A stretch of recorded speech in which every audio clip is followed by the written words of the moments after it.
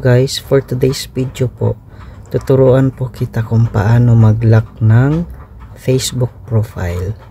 First, punta tayo sa Facebook or like yung gamit nyo or Facebook, pwede rin.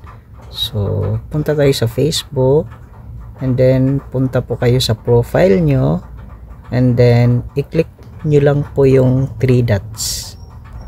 Ayan. Tapos, may makita kayo dyan na lock profile. I-click nyo lang po yan. Ayan.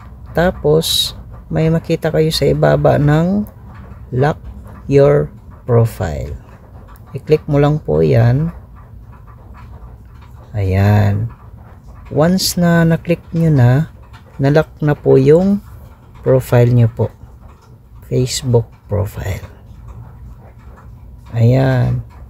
Nalock na po siya guys at hindi na po siya basta-basta makita ng mga stalker like hackers.